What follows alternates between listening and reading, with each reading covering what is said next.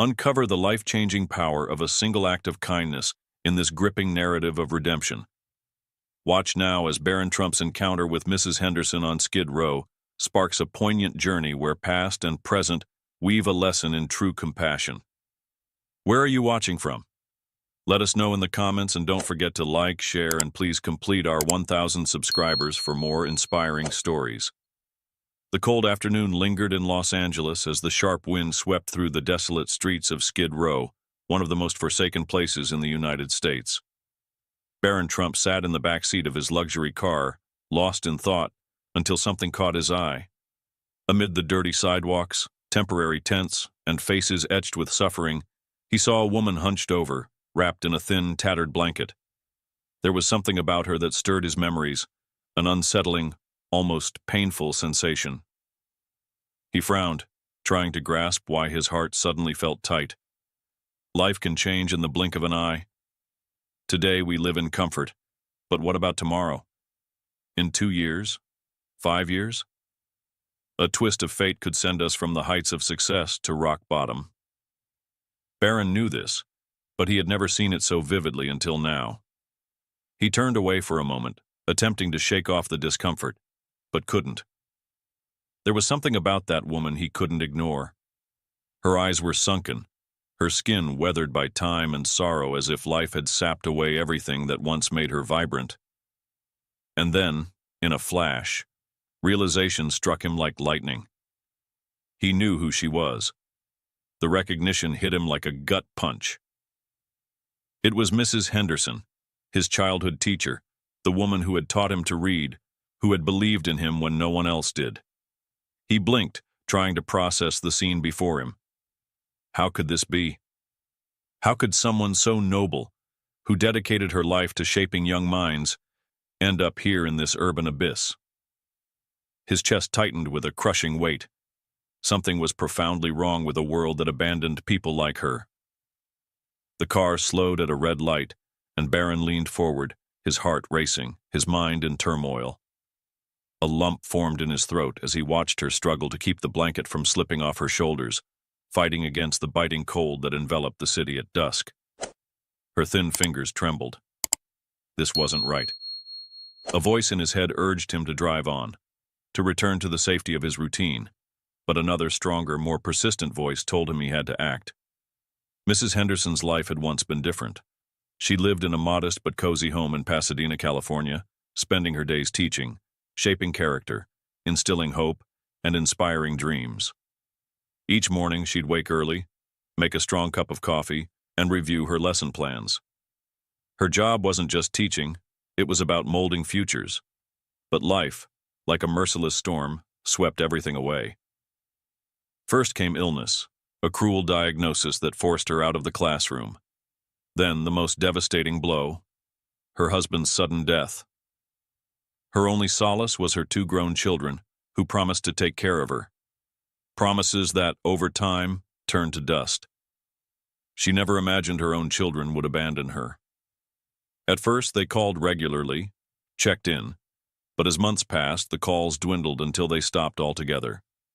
When her health deteriorated, she had to sell her house to pay for her medical bills, believing at least she'd have her children's support. But when she reached out, she received excuses and silence. They had their own lives, couldn't carry that burden. Each rejection was a dagger to her heart, leaving her utterly alone with no money, no family, no strength to work. Despair consumed her, and a social assistance shelter became her last resort. At first, she felt shame, but she kept telling herself it was temporary. However, life showed no mercy. The shelter was a hostile place with nightly screams, constant threats, and a daily struggle for food. She began to fear the night, yet she endured until fate delivered one final cruel blow. A fire devastated the building, destroying everything she had left: her documents, photos of her husband, a small suitcase of clothes. That's how she ended up in Skid Row, a place where even the last shreds of hope are lost. The stench of filth permeated the air, and the streets were a battleground of hunger, cold, and fear. She asked herself every day how she had come to this, How a respected teacher who had influenced so many lives could be discarded. The answer was too painful to accept. But the worst wasn't the hunger, cold, or illness. It was the loneliness. Nights in Skid Row were endless nightmares. The cold cut through her like blades. The ground was hard and dirty, filled with trash. The air was thick with the smell of urine, mold, and despair. Each night brought new dangers, violent fights, desperate screams, and the terrifying sound of footsteps drawing closer in the dark. She slept, clutching a filthy old bag of clothes, as if it might protect her, but nothing could. Danger was everywhere, and fear was her only constant companion. She stopped making eye contact, tried to maintain some dignity by wearing the least tattered clothes, washing at public fountains, but it mattered little. The city had turned its back on her. To the world, she was just a problem, not a person. Being ignored hurt more than the cold. As time passed, she felt herself fading, disappearing from the world's view. She wondered if she was still someone or just another forgotten soul in Los Angeles. Hunger gnawed at her. She never thought she'd have to rummage through trash for food. The first time, shame overwhelmed her, but hunger was relentless, and humiliation became routine. Rare moments of luck came when she managed to get a piece of bread or when volunteers handed out meals, but those weren't guaranteed. There were nights she went to sleep hungry, too weak to move, feeling her body waste away. Time took more than her strength. It stripped away her hope, her faith, her identity. Mrs. Henderson, once a respected teacher, was now invisible, her voice weak, only whispering when necessary. Her eyes, once filled with knowledge and compassion, now reflected only emptiness. She didn't know how much longer she could hold on, but on that cold day, sitting on a filthy sidewalk, wrapped in a thin blanket, she had no idea a familiar face was about to change everything. Barron Trump's car stopped at a red light, but his mind was miles away. A cold shiver ran down his spine, his heart pounding as he confirmed what his eyes were seeing. The woman curled up on the sidewalk, trembling in the cold, was Mrs. Henderson, his teacher, the one who had taught him more than just lessons from books. She had taught him about integrity, belief in oneself, and kindness. And now, here she was, a mere shadow of her former self. Barron felt his throat tighten. He blinked, trying to convince himself it wasn't real, but it was. He opened the door and stepped out of the car, ignoring the curious glances from passers-by. Each step toward her felt heavier than the last. He had no idea what to say, no idea if she would even remember him. His heart pounded as he stood before her and, with a voice barely holding together, said, "Mrs. Henderson?" The woman took a moment to lift her head, her eyes hollow and exhausted. But for a brief second, recognition flickered. "Barron?"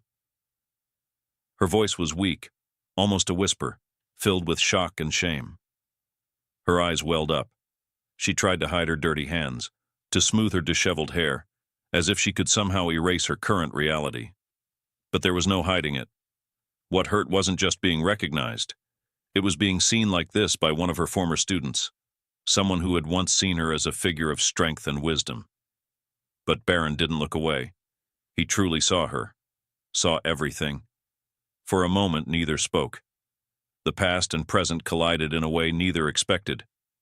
Barron took a deep breath. There was no time to hesitate. "Come with me," he said, his voice firm but gentle. She looked at him with uncertainty, like someone who had been let down too many times to believe in hope again. But Barron didn't wait for an answer.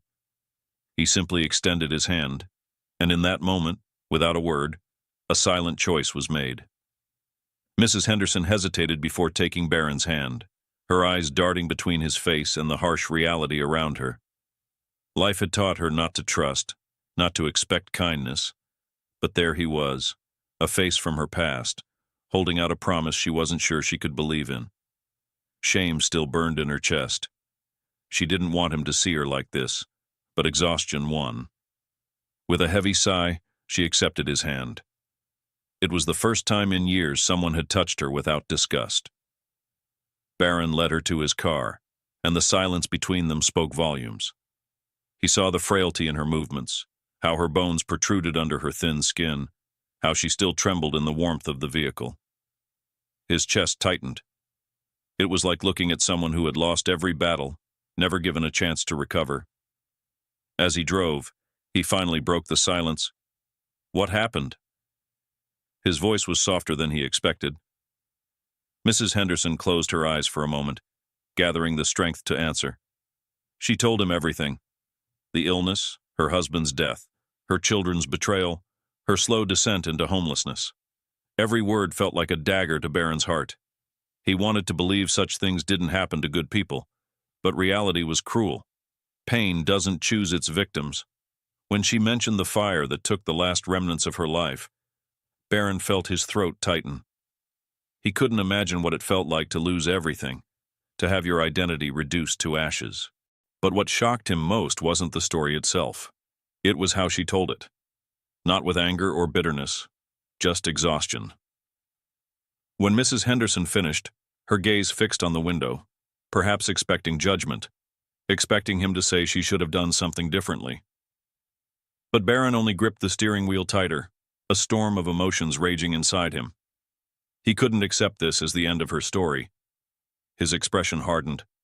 There was something he could do, and he would, for gratitude, for justice, for her. Barron drove straight to a 5-star hotel without a second thought. Mrs. Henderson looked around, confused. She didn't ask questions, but her face said it all. She didn't belong here. "Come on," Barron said firmly, stepping out of the car.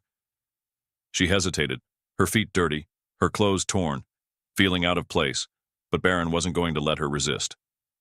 "Please," he said, offering his hand again. This time, she didn't hesitate. Inside the hotel, people stole quick glances, some whispering, but Barron didn't care. He walked straight to the front desk and booked the best available room. A hot bath, a fresh meal, a safe place to sleep. That was the bare minimum. Mrs. Henderson wrapped her arms around herself as if trying to hold herself together.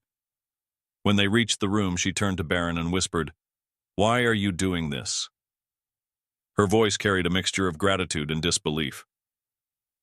Barron took a deep breath and smiled. "Because you never gave up on me. Now it's my turn."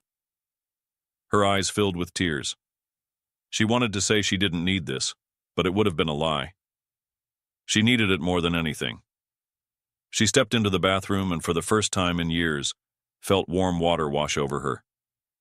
Her fingers touched her reflection in the mirror. She barely recognized herself. When she emerged, clean, wearing fresh clothes, with a meal waiting for her, she felt something she hadn't in a long time. Dignity. She looked at Barron, and for the first time she believed this was real. But Barron knew this was only the beginning. He didn't want to help her for just one night. He wanted to give her her life back. Phone in hand, he started making calls. Lawyers, doctors, social workers. He was going to ensure she had a future, but deep down, he knew the biggest change wasn't just happening to her. Something inside him had changed forever, too. The morning sunlight streamed softly through the hotel window, bathing the room in a golden glow. Mrs. Henderson opened her eyes slowly and, for a moment, forgot where she was.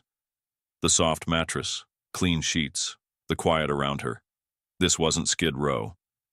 As the realization hit her, a tightness filled her chest. She didn't know how to thank him, but more than that, she wasn't sure if she deserved this. Barron entered the room with a light smile. "Did you sleep well?" he asked.